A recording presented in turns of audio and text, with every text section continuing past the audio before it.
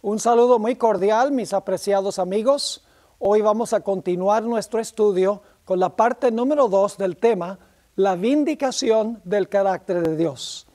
Pero antes de comenzar con un repaso de lo que estudiamos en nuestro último tema, queremos pedir la bendición de Dios. Así que les invito, por favor, con reverencia, a inclinar sus rostros para orar. Nuestro Padre y nuestro Dios, te damos gracias por el privilegio de encontrarnos en este lugar para estudiar tu santo libro que tú inspiraste hace tanto tiempo. Pedimos la compañía de tu Espíritu y tus ángeles en nuestro estudio. Ilumina nuestras mentes y abre nuestros corazones para recibir el mensaje que tienes para nosotros. Te lo imploramos en el precioso nombre de tu Hijo, Cristo Jesús. Amén. Quiero hacer un breve repaso primero de lo que estudiamos en nuestro primer tema de esta serie, Conflicto Cósmico. Estábamos notando en nuestro último estudio que hay dos conceptos especiales que distinguen el mensaje de la Iglesia Adventista del mensaje de todas las demás iglesias. La Iglesia Adventista tiene muchos puntos de doctrina en común con otras iglesias. Creemos que Cristo es el Salvador, creemos que Cristo murió, que Cristo resucitó, ascendió al cielo, va a regresar de nuevo.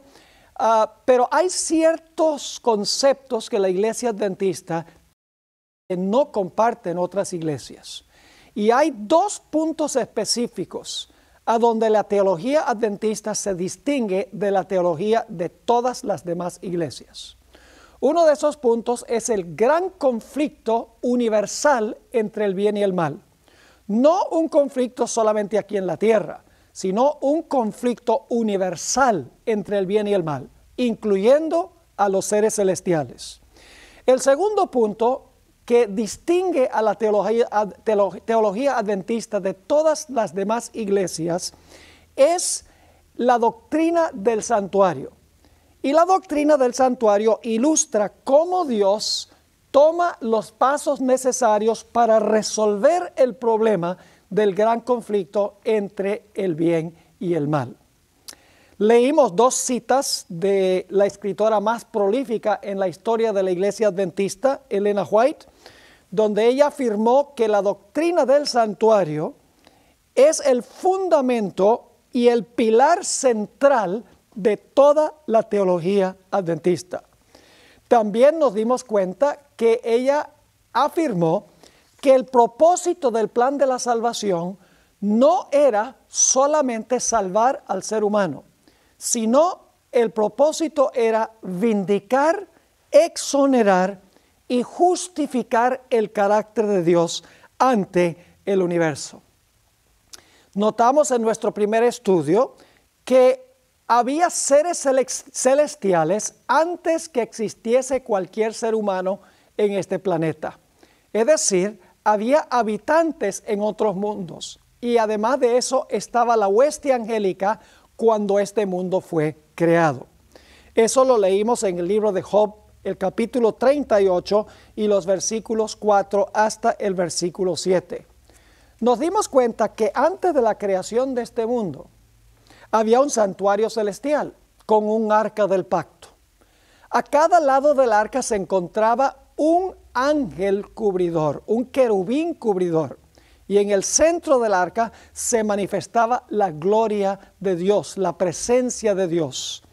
La tapa del arca se llamaba el propiciatorio y allí era que descendía la gloria de Dios. Y los querubines a cada lado cubrían con sus alas el trono de Dios representado por el propiciatorio. Nos dimos cuenta que mucho tiempo antes de la creación de este mundo, esos dos querubines que estaban a cada extremo del trono de Dios estaban en perfecta armonía con el gobierno de Dios. Pero en determinado momento, uno de esos personajes que se conoce como Lucifer se llenó de celos en contra de Jesús. Y como resultado de los celos contra Jesús, decidió guerrear en contra del gobierno de Dios. No solamente estaba involucrado Jesús en el conflicto con este personaje, sino que este personaje se le inclusive contra el Padre, contra Dios el Padre.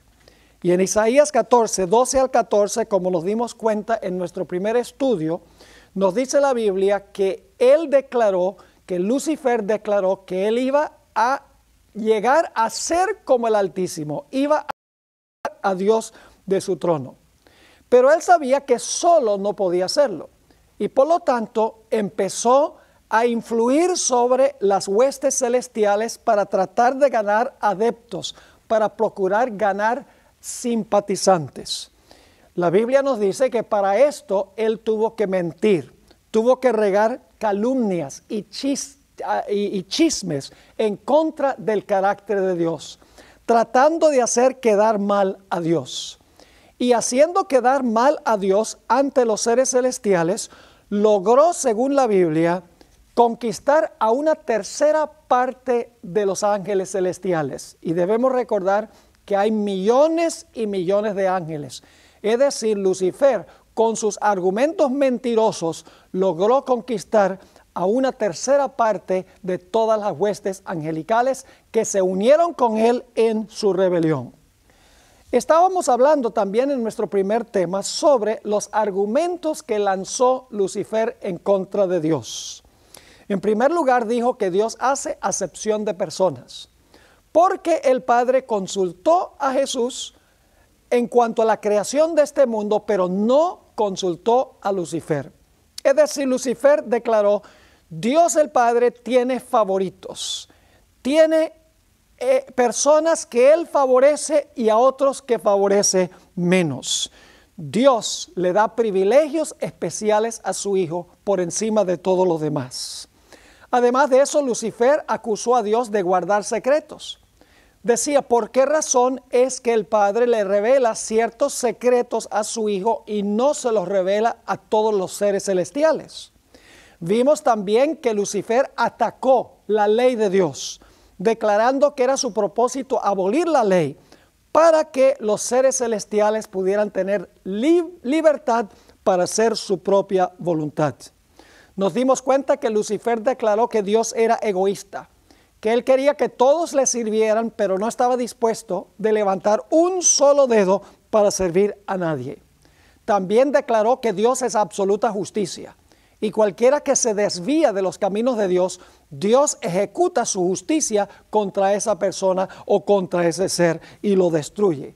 Declaró que Dios no puede tener misericordia con aquellos que discrepan con él. Finalmente Lucifer dijo, si ustedes me colocaran a mí en el trono, yo gobernaría mejor que Dios y todos tendrían libertad para hacer lo que ustedes quieran sin las restricciones de la ley de Dios. Y así fue que Lucifer logró conquistar a una tercera parte de los ángeles en su rebelión contra Dios, con la intención de que todos juntos derrocaran a Dios de su trono para colocar a Lucifer. La Biblia tiene nombres muy interesantes para este personaje, Lucifer, que después de su caída lo conocemos como el diablo y Satanás. La palabra diablo significa calumniador, alguien que calumnia en cuanto a la reputación de otro. La palabra Satanás significa adversario y es un nombre muy apropiado para Satanás. Significa adversario o acusador. Siempre que se usa la palabra Satanás en la Biblia, Satanás está acusando. Nos dimos cuenta que Dios decidió no destruir a Lucifer inmediatamente. Si hubiera destruido a Lucifer inmediatamente, los ángeles celestiales hubieran servido a Dios por no por amor. Hubieran dicho, mire, Lucifer cuestionó a Dios y Dios lo destruyó. Mejor obedecemos a Dios o si no, nos destruye a nosotros también. Hubieran servido a Dios por temor en vez de servir a Dios por amor. Y siempre hubiera existido la posibilidad de otra rebelión, de otros seres celestiales que se iban a levantar en contra de este tal gobierno despótico de Dios, según lo había pintado Lucifer. Así que Dios decidió permitir que el pecado se desarrollara, que Satanás pudiera exhibir su estilo de gobierno, para que el universo pudiese ver el contraste que existe entre el carácter de Dios y el carácter de Satanás, entre el estilo de gobierno de Dios y el estilo de gobierno de Satanás. Para esto era necesario darle tiempo a Lucifer, a Satanás, para desarrollar sus principios y mostrar la clase de gobierno que él quería instituir. Pero Satanás tenía un problema, y es que no tenía un mundo que le sirviera de cuartel donde él pudiera llevar adelante su estilo de gobierno. Pero la Biblia nos dice que fue lanzado fuera del cielo y vino eventualmente a parar al planeta Tierra. Y estando aquí, se disfrazó detrás de una serpiente, la usó como medium, y a través de este medio engañoso logró infectar a la raza humana con el virus del pecado, con el virus de la rebelión. Es interesante notar que los mismos argumentos que usó Lucifer en el cielo, los usó en el huerto del Edén, ya siendo Satanás. En el cielo, Lucifer había dicho, seréis semejante al Altísimo. Le dice a Eva, seréis como dioses. En el cielo, Satanás había dicho que los ángeles no necesitaban restricciones, no necesitaban leyes, porque ellos mismos podían decidir qué era bueno y qué era malo. De la misma manera, en el huerto del Edén, Satanás le dijo a Eva, mira, tú no necesitas que Dios te defina qué es bueno y qué es malo. Si tú comes del fruto, tú vas a ser como Dios, sabiendo el bien y el mal. No tienes que depender de Dios para que te diga qué es bueno y qué es malo. Tú misma vas a saber qué es bueno y qué es malo. Así fue que Eva decidió comer del fruto del árbol. Y como resultado, la Biblia nos dice que el pecado entró al mundo. Pero faltaba todavía para Satanás conquistar al que era el padre y representante de la raza humana. No era suficiente conquistar a Eva, porque Eva no era el padre y el representante de la raza, era Adán. Satanás necesitaba quitarle el trono y el dominio y el territorio a Adán. Así que después de llevar a Eva al pecado, la Biblia nos dice que Eva fue a donde Adán y Adán cedió a la tentación que le lanzó Eva, y Adán de esta manera perdió su trono y perdió su territorio. Es decir, Satanás ahora tenía un planeta a donde él podía desarrollar su estilo de gobierno, donde él pudiera desarrollar los principios del carácter de él.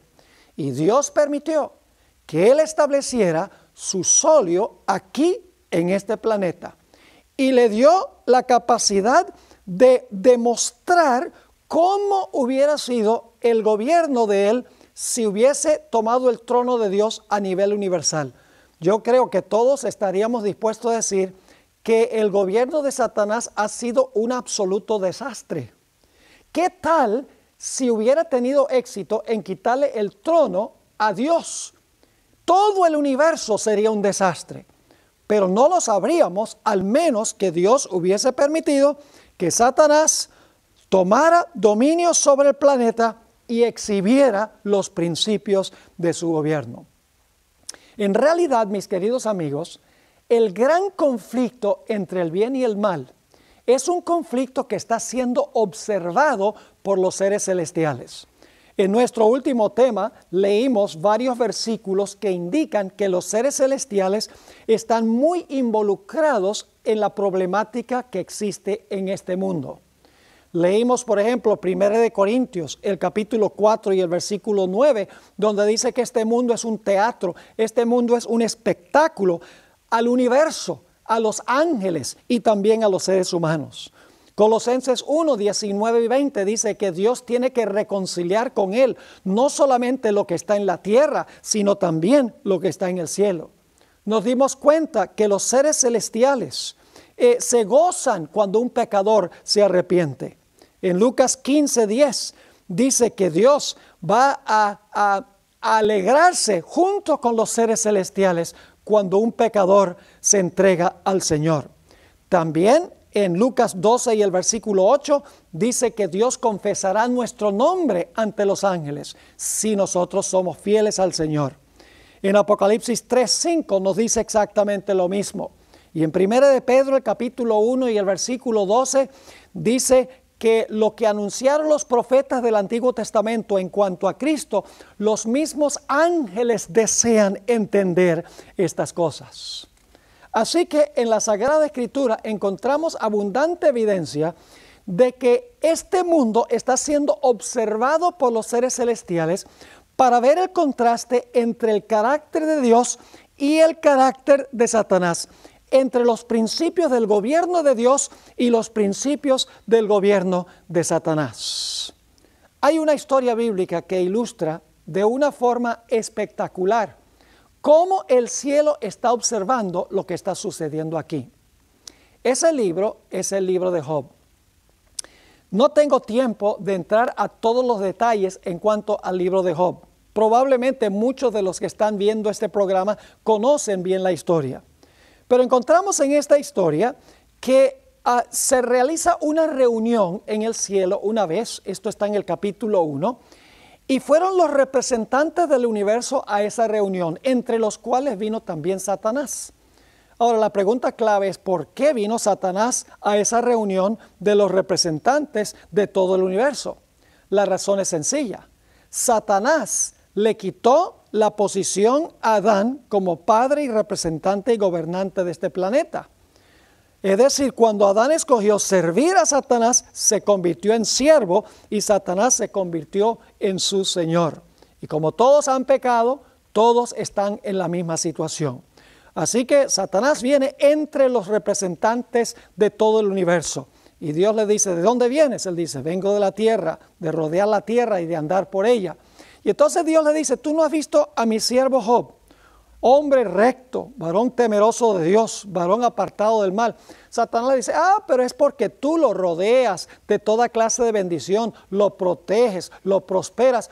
Pero si tú le quitaras todas esas cosas, él te blasfemaría tu rostro. La Biblia nos dice que todo el cielo está observando lo que está sucediendo en esta historia. Dios le dice a Satanás, tú dices eso, está bien, yo te voy a permitir que tú le quites todo lo que tú quieras quitarle. Y verás que todavía me será fiel. Y todos conocemos la historia. Satanás salió, le quitó todo lo que Job tenía, incluyendo a sus hijos. Y Job dijo, Dios dio y Dios quitó. Sea alabado el nombre del Señor.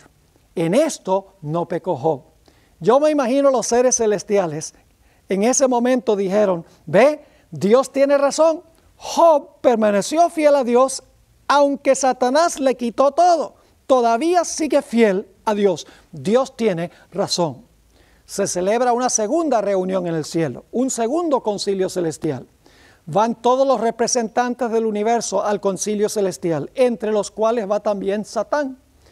Y se entabla una nueva conversación y Dios dice, ¿de dónde vienes? Satanás dice, bueno, vengo de la tierra y de rodear por ella. Y Dios le dice, ¿no has considerado a mi siervo Job que aún conserva su integridad cuando tú me volcaste en contra de él? Y Satanás le dijo, bueno, lo que pasa es que tú no me dejaste tocarlo a él. Si tú me hubieras dejado tocarlo a él, tú verías que él te blasfemaría a tu rostro. Recuerden que todos los seres celestiales están observando lo que está sucediendo en esta historia para ver quién tiene razón. ¿Será que Dios tiene razón o será que Satanás tiene razón? Dios le dice a Satanás en presencia de todos los testigos del concilio celestial, te doy permiso para que tú lo aflijas en la forma que tú quieras. Lo único que te prohíbo es que les quites la vida, porque si le quitas la vida, la prueba se terminó. La Biblia nos dice que Satanás salió y afligió a Job con una sarna maligna desde la punta de la cabeza hasta la punta de los pies, que se rascaba con una teja. Y sin embargo la Biblia nos dice que Job permaneció fiel a Dios. Después de esto perdió el apoyo de su esposa, perdió el apoyo inclusive de sus mejores amigos y parecía que había perdido también el apoyo de Dios. Pero Job declaró, aunque me matare, aún en Él confiaré. Los seres celestiales estaban viendo el contraste entre el carácter de Dios y el carácter de Satanás. Estaba viendo que Satanás es un destructor, es malvado, que causa enfermedad, que causa destrucción, muerte y desolación. Y estaban viendo que Dios es exactamente lo contrario. Estaban captando una visión, todos los seres del concilio celestial, en cuanto a cómo es Dios y cómo es Satanás. Esta historia es extraordinaria y nos ilustra qué es lo que está pasando en este gran conflicto entre el bien y el mal. Así que el propósito del plan de la salvación es exonerar a Dios. El propósito del plan de salvación, de lo que Dios permite en este mundo, el pecado, el hecho de que Cristo vino a encarnarse para vivir una vida perfecta, para morir por el pecado, todo eso tiene un propósito. Y el propósito es, ultimadamente, vindicar a Dios de las acusaciones de Satanás. Exonerar a Dios de toda acusación.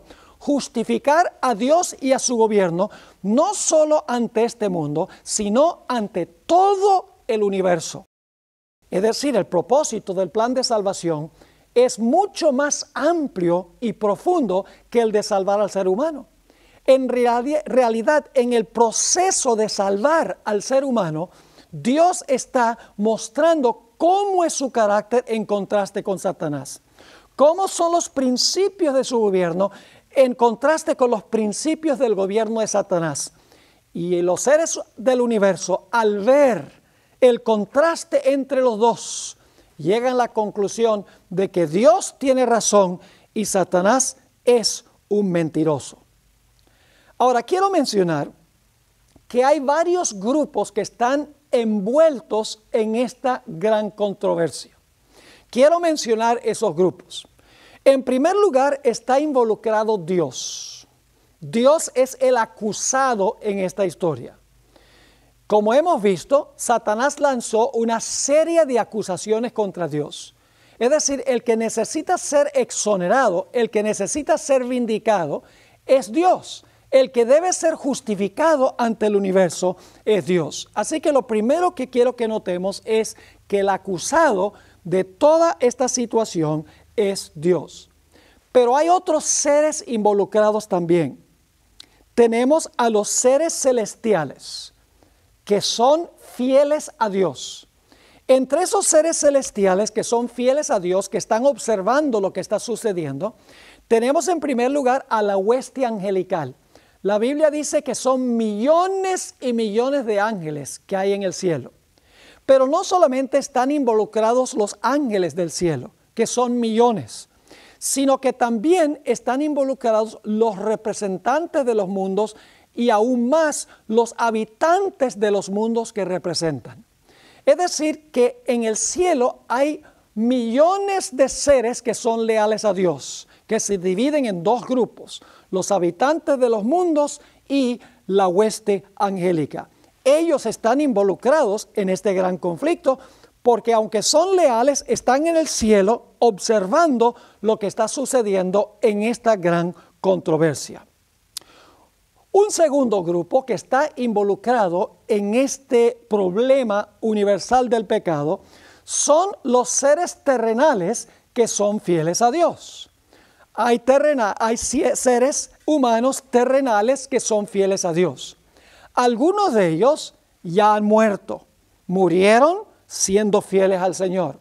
Otros están vivos y estarán algunos cuando el Señor Jesucristo venga en poder y gloria. Es decir, los justos que han muerto y los justos que están vivos y que estarán vivos están también envueltos en el conflicto y están observando cómo Dios resuelve el problema del pecado. Están observando el contraste entre el carácter de Dios y el carácter de Satanás, entre el estilo de gobierno de Dios y el estilo de gobierno de Satanás. Así que el acusado es Dios.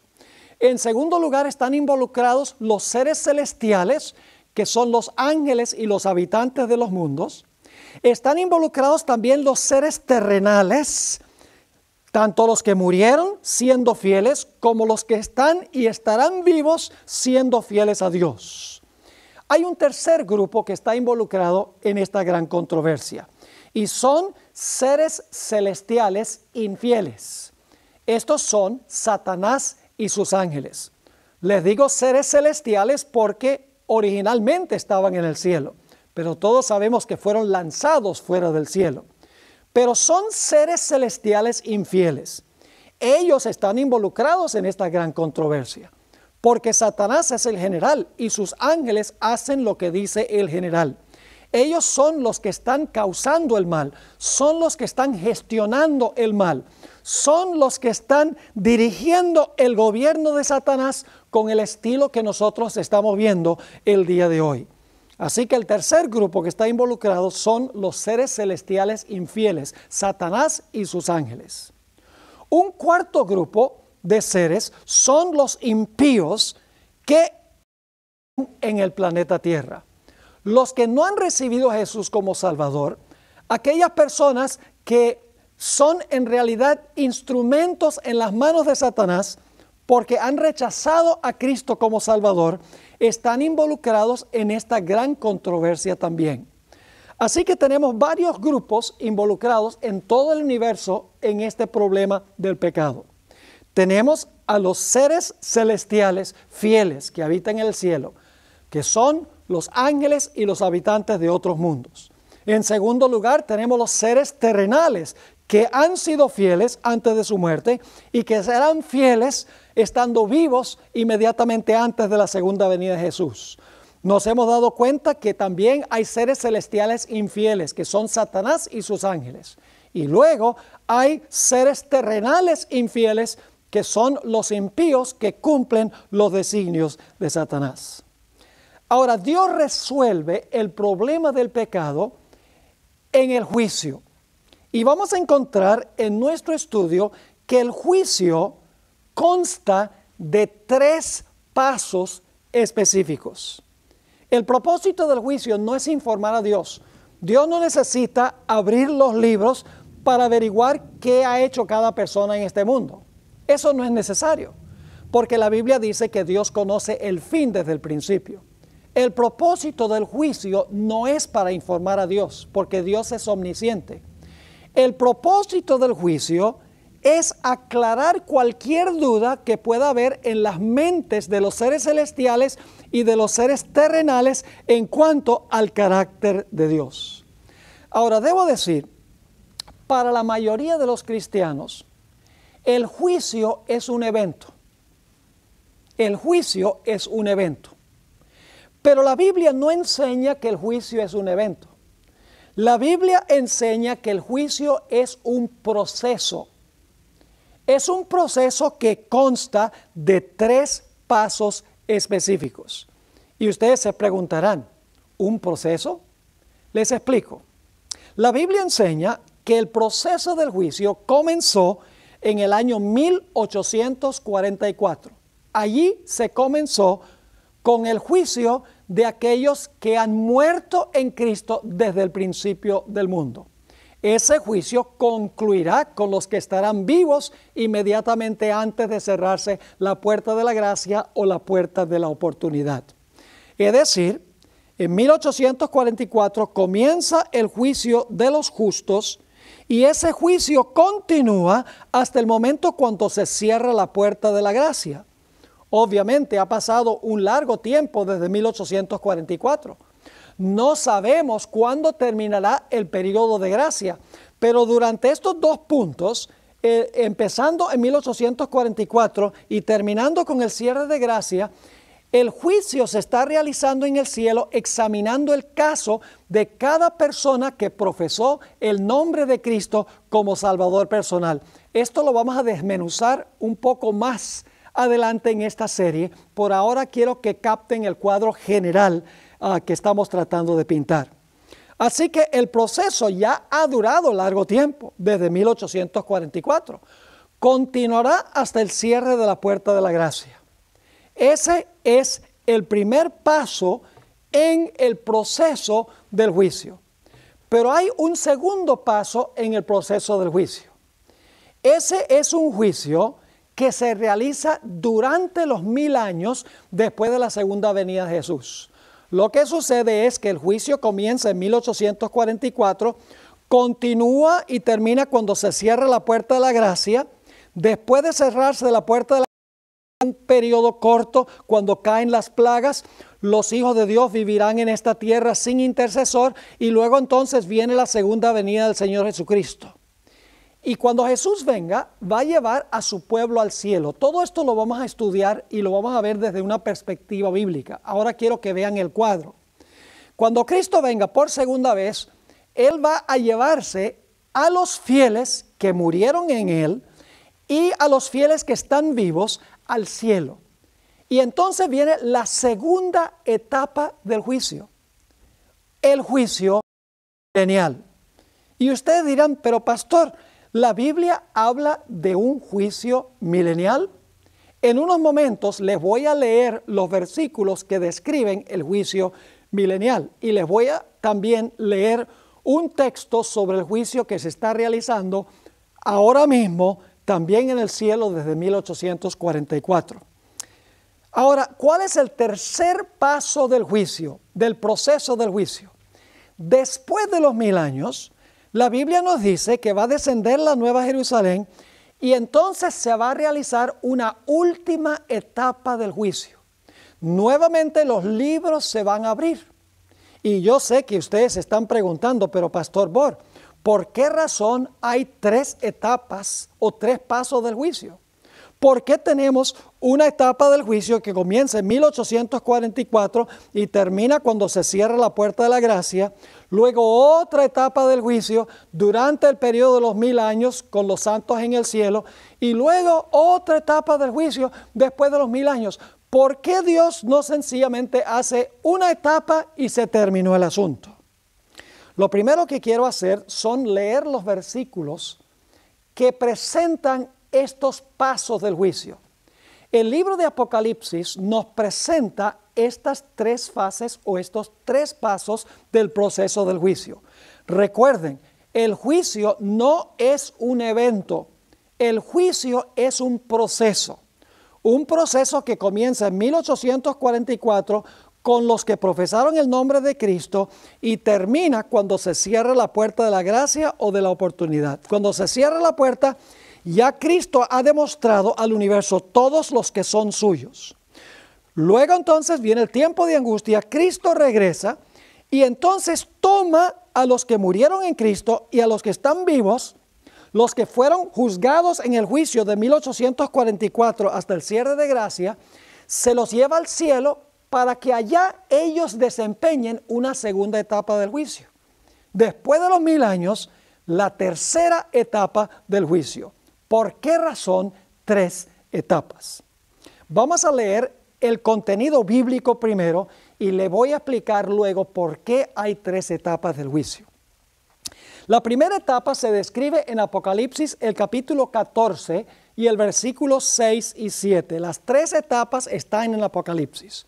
Dice allí en Apocalipsis 14, 6 y 7 que es el mensaje del primer ángel. Es el último mensaje de Dios al mundo. Dice lo siguiente: vi volar por en medio del cielo a otro ángel que tenía el evangelio eterno para predicarlo a los moradores de la tierra, a toda nación, tribu, lengua y pueblo. Ahora, quiero parar un momento allí y quiero preguntarles esto. Cuando se está predicando el evangelio, ¿todavía la gente tiene oportunidad de salvarse? Bueno, esa es una pregunta un tanto absurda, porque si se está predicando el evangelio, la gente todavía tiene oportunidad de salvarse. Así que este primer ángel, cuando está proclamando su mensaje, hay posibilidad de salvación. La puerta de la gracia está abierta.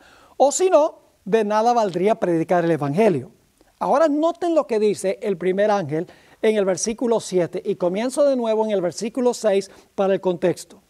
Vi volar por el medio del cielo a otro ángel que tenía el evangelio eterno para predicarlo a los moradores de la tierra, a toda nación, tribu, lengua y pueblo, diciendo a gran voz. El ángel que está predicando el evangelio ahora va a decir algo a gran voz. ¿Qué dice? Temed a Dios y dadle gloria, porque la hora de su juicio ha llegado. Note que no dice, la hora de su juicio llegará en el futuro. Mientras el mensaje del primer ángel se está anunciando, el momento del juicio. El juicio comienza mientras la puerta de la gracia está todavía abierta. Por eso la Iglesia Adventista enseña que en 1844 comienza el juicio y termina cuando se cierra la puerta de la gracia. El juicio transpira mientras que se está predicando el Evangelio. Leo de nuevo. Vi volar por en medio del cielo a otro ángel, que tenía el Evangelio eterno para predicarlo a los moradores de la tierra, a toda nación, tribu, lengua y pueblo, diciendo a gran voz, temed a Dios y dadle gloria, porque la hora de su juicio ha llegado, y adorad a aquel que hizo el cielo y la tierra, el mar y las fuentes de las aguas.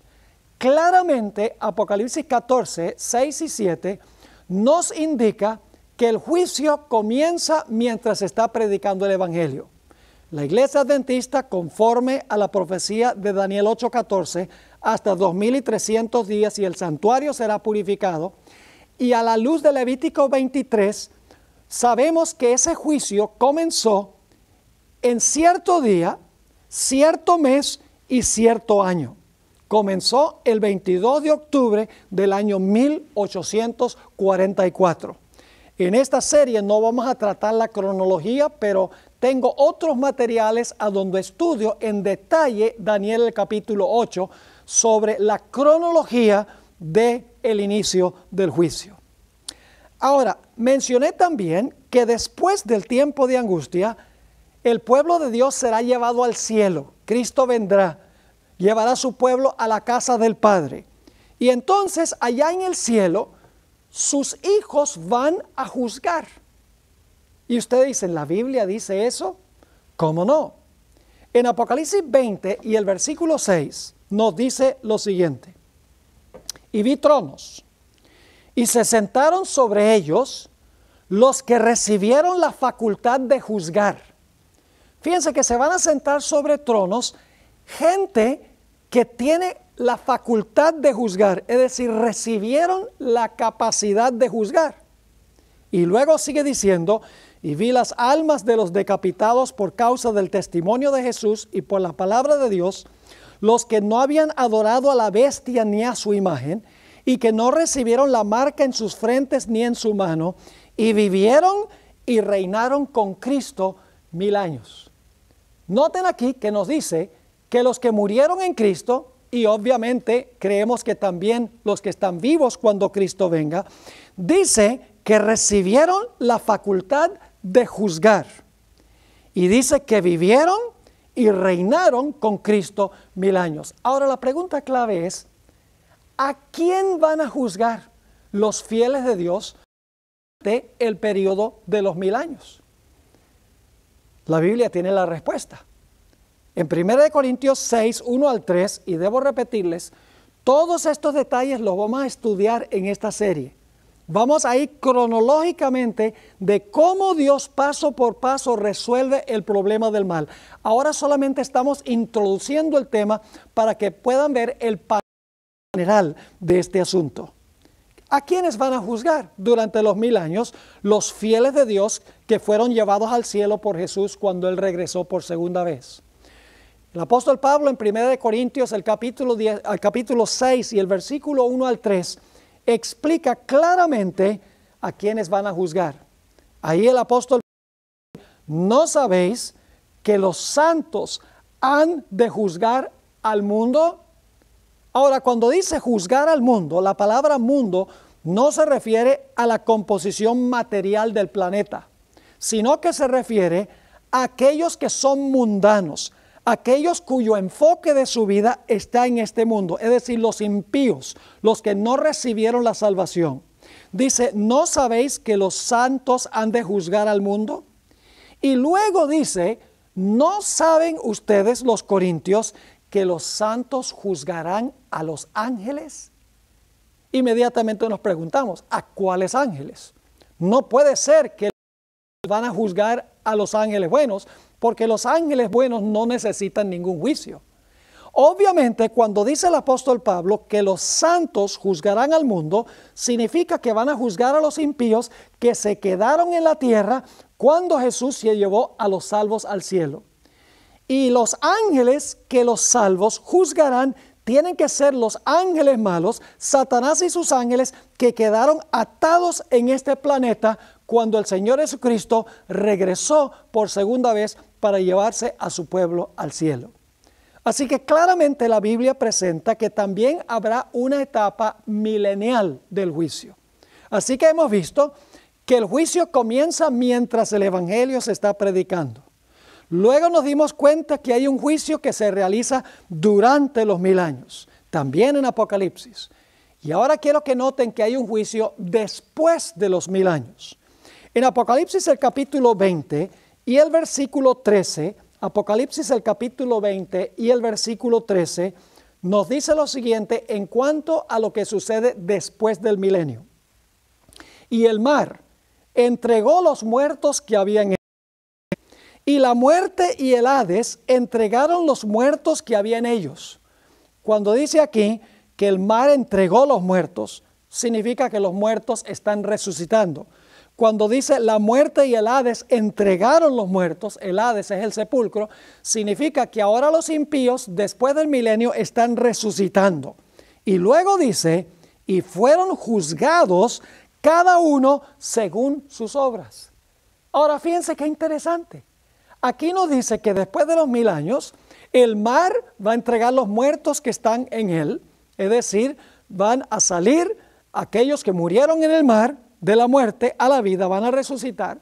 Y luego dice que los que fueron al Hades, es decir, al sepulcro, también van a resucitar. Y entonces dice, fueron juzgados cada uno según sus obras. Un juicio después de los 1000 años. Así que el libro de Apocalipsis nos presenta claramente 3 fases o 3 etapas o pasos del juicio. Un juicio antes de la segunda venida, mientras la puerta de la gracia está abierta. Ese juicio es a favor de los justos.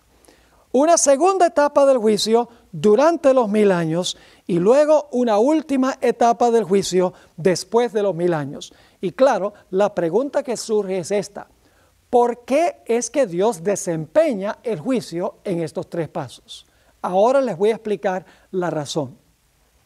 La razón por la cual Dios tiene que juzgar y mostrar los registros de los que Jesús es que Él tiene que demostrarle al universo que Él no se está llevando arbitrariamente a un grupo de personas al cielo. Tiene que mostrar claramente que las personas que Él se va a llevar, tanto los que murieron antes de su venida como los que están vivos cuando Él venga, tiene que demostrar que ellos recibieron a Cristo como Salvador personal, que el fruto de su vida demostró que recibieron a Jesús. Él tiene que mostrar que este grupo tiene derecho a la vida eterna. No es porque Dios no lo sepa, es porque los seres celestiales necesitan entender que Dios no es arbitrario en llevarse a este grupo. Ahora, ¿por qué hay que juzgar a este grupo antes de la segunda venida? La respuesta es obvia. Si Cristo se los va a llevar al cielo en la segunda venida, pues tiene que haber demostrado de antemano que son dignos de ser llevados, o si no, no habría la posibilidad de llevárselos al cielo sin que hubiese dudas en las mentes de las personas que han presenciado los casos de cada uno de ellos. Es decir, como Jesús se va a llevar a los justos al cielo en la segunda venida, es necesario demostrar que ellos eran dignos de ser llevados antes de que Cristo viniera. Es decir, el propósito de esta etapa del juicio es demostrarle a todos los seres celestiales, a los ángeles y los habitantes de los mundos que nunca pecaron, mostrarles que Dios es justo y verdadero en llevarse a este grupo al cielo, que Él tiene derecho de llevarse a los justos al cielo. Se ha visto cada caso y se ha demostrado que Dios no decidió arbitrariamente quiénes iban a ir y quiénes no, sino que Dios demostró que estos recibieron a Jesús y que Jesús se los puede llevar.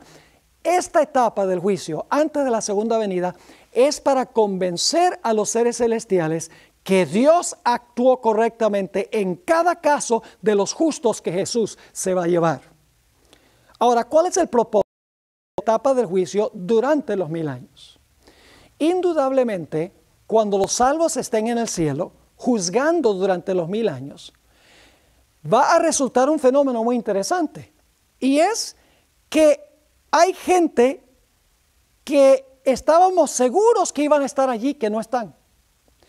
Y hay gente que está allí que nunca pensábamos que podían ir. Inmediatamente surgen preguntas. ¿Por qué estos individuos que nunca esperábamos ver aquí están? ¿Y por qué estos individuos que esperábamos ver aquí no están? Dios ahora va a abrir los libros de los impíos para mostrarle a los salvos por qué es que los impíos no fueron traídos al cielo. Que Dios no fue arbitrario, que Dios fue absolutamente correcto en dejar a todos los impíos en el planeta Tierra.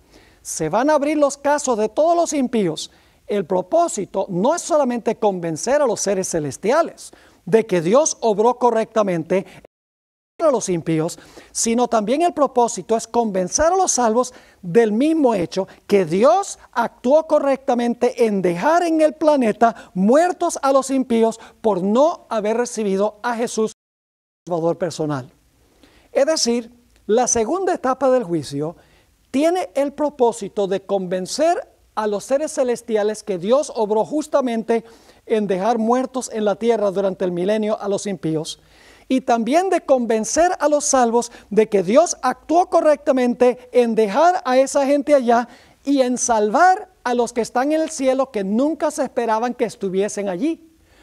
Ahora los salvos van a entender por qué esas personas que parecían ser moralmente buenas no llegaron al cielo, no recibieron a Cristo como Salvador personal.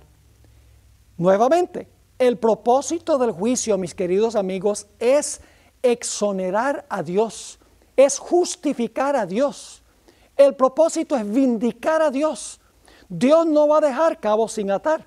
Dios va a demostrar ante todos los seres celestiales: yo tengo razón en llevarme a esta gente al cielo. Ustedes vieron cada caso y saben que cada uno recibió a Cristo como Salvador personal, lo manifestó en su vida, y ustedes saben que tengo derecho de llevármelos. Ahora ustedes saben también por qué razón no traje a los que se quedaron en la tierra. Han visto sus registros y saben que yo actué correctamente. Pero hay un grupo que todavía Dios no ha convencido. El grupo que todavía no ha convencido son los impíos y Satanás y sus ángeles. Ha convencido a todos los seres celestiales en cuanto a su justicia en salvar a los que se fueron al cielo y condenar a los que se quedaron en la tierra. Pero todavía resta por convencer a los impíos de por qué ellos se perdieron y mostrarle a Satanás y a sus ángeles el fruto de su rebelión.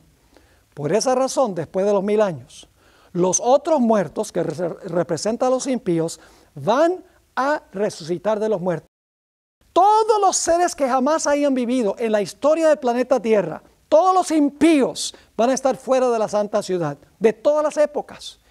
Y ahora viene la tercera etapa del juicio, del cual leímos en Apocalipsis 20 y el versículo 13. Ahora, en visión panorámica por encima de la ciudad, le va a mostrar a Satanás y a sus ángeles y a los impíos toda la historia de la raza humana. Y va a mostrar las decisiones que cada uno de ellos tomaron en el curso de la historia de la raza humana. Le va a mostrar a los impíos las oportunidades de salvación que tuvieron y cómo rechazaron esas oportunidades. Dios les va a mostrar los frutos lóbregos de la obra de Satanás y sus ángeles. Es decir, ahora Dios va a demostrarle a los impíos y a Satanás y a sus ángeles que Él fue justo en condenarlos. Y el momento climático de la historia de este mundo es cuando toda rodilla se doblará y toda lengua confesará que Jesucristo es el Señor para la gloria de Dios el Padre. Todo el universo va a decir, justos y verdaderos son tus caminos, oh Jehová. El propósito del juicio después de los 1000 años es convencer a los impíos y a Satanás y a sus ángeles que Dios obró correctamente en el gran conflicto entre el bien y el mal. Solo en ese momento estarán todos los grupos convencidos que Dios actuó bien. Los seres celestiales habrán visto cada caso, estarán convencidos que Dios hizo bien en salvar a un grupo y en condenar al otro grupo. Han visto la historia de Satanás también. Los salvos que fueron al cielo durante los 1000 años también entenderán perfectamente que Dios condenó a los impíos justamente, que les dio la oportunidad de salvación. Va a demostrar Dios también a los salvos que Él fue justo y verdadero en llevarse a los que se salvaron al cielo. Y después de los 1000 años, Dios inclusive va a convencer a los impíos y a Satanás y a sus ángeles que Él obró correctamente en el gran conflicto entre el bien y el mal. Solo en ese momento, todo el universo estará convencido de que el plan de gobierno de Dios es bueno y el de Satanás es malo. Todos estarán convencidos de que Dios es bueno en su carácter, mientras que Satanás es malévolo en su carácter. Solo en ese momento podrá Dios terminar con el pecado y con los pecadores. Ahora podemos entender la razón del juicio en 3 etapas. El juicio, repito, no es un evento. La Biblia dice que es un proceso. Yo sé que algunos usan el credo que Cristo vendrá a juzgar a los vivos y a los muertos. Es decir, en su segunda venida el juicio y ya no lo enseña la Biblia. La Biblia enseña que el juicio es un proceso. Ahora, quiero recalcar un último punto antes de terminar. Y es que cada etapa, cada una de las etapas del juicio, cada uno de los 3 pasos del juicio consta de 3 partes. Y ustedes dicen, ¿cada etapa consta de 3 partes? ¿Cuáles son las 3 partes? Les explico. El primer paso o la primera parte es investigación. El segundo paso es dictar la sentencia. Y el tercer paso es la ejecución o la implementación de la sentencia. Es decir, cada etapa, la etapa antes de la segunda venida, la etapa durante los 1000 años y la etapa después de los 1000 años, consta de 3 pasos cada una de esas etapas. El primer paso es investigar el caso. Se van a abrir los libros, se van a mostrar las vidas de cada persona. Después de investigar la vida, viene el segundo paso. El segundo paso es dictar sentencia a base de lo que se investigó. Y luego llegará el momento en que la sentencia se ejecutará o se implementará dependiendo de la sentencia y la investigación que se ha hecho de antemano. Saben que este es el proceso que siguen los países democráticos del mundo. Ustedes lo saben. Cuando va un caso a un tribunal, lo primero que se hace es investigar la evidencia. Después de investigar la evidencia, entonces el juez o el jurado dictan la sentencia. Y luego llega el momento en que se ejecuta o se implementa la sentencia. El sistema judicial terrenal de los países democráticos es similar al proceso que sigue Dios en el juicio. Investigación y luego la sentencia y finalmente la ejecución de la sentencia. Tomemos, por ejemplo, el juicio antes de la segunda venida de Jesús. Se investiga el caso de cada persona que profesó al Señor Jesucristo. Se demostrará que esa persona en realidad recibió a Jesús, se convirtió. El fruto de su vida demuestra que en verdad Cristo era su Salvador. En ese caso, cuando se termine de investigar el caso de esa persona, Dios dice, la sentencia es vida eterna. Y entonces llega el momento cuando Cristo venga, si la persona murió, entonces se le implementará la sentencia, se le dará vida eterna a esa persona. 3 pasos sucesivos en cada etapa del juicio. Investigación, sentencia y ejecución de la sentencia. Lo mismo sucede, por ejemplo, con los impíos durante los 1000 años. Se investiga el caso de cada uno. Luego, basado en sus obras, se dicta la sentencia que debe sufrir cada una de esas personas y entonces, después de los 1000 años, se implementa la sentencia contra esa persona. Es decir, el proceso del juicio que sigue Dios en el cielo es muy semejante en la tierra. El hombre se ha copiado, por así decirlo, del sistema judicial de Dios. Investigación, dictar la sentencia y luego entonces la ejecución de la sentencia. Espero que lo que hemos estudiado les haya quedado claro. Ahora quiero aprovechar para introducir brevemente nuestro próximo tema. La ley de Dios exige absoluta perfección. Una persona no se puede desviar ni un ápice de la ley de Dios. La ley de Dios exige una perfección absoluta. No puede haber ni un poco de desafío. Y la ley dice, si tú no me ofreces esa absoluta perfección, si tú te desvías en lo más mínimo, el fruto será la muerte. Es decir, el ser humano tiene un doble problema. Porque ningún ser humano le puede ofrecer a la ley la perfección que la ley exige. Y por lo tanto la ley dice, si tú no me puedes ofrecer la perfección, tú tienes que morir. Y la Biblia dice que todos han pecado y están destituidos de la gloria de Dios. No hay justo ni aún uno solo. Es decir, hay un problema, porque Dios dijo que si el hombre pecaba, iba a morir. Todos estamos sujetos a muerte porque todos hemos pecado según la Sagrada Escritura. Entonces, ¿cómo podía Dios resolver este problema? Si Dios no imponía la pena de muerte, si no exigía perfección que exige la ley, entonces Dios hubiera sido mentiroso, hubiera dicho, bueno, yo dije que tenías que obedecer la ley y tenías que morir si la desobedecías, pero no voy a implementar eso ahora. Dios hubiera sido mentiroso. Dios tenía que exigir perfección a la ley de cada ser humano y tenía que exigir la muerte de todos los pecadores.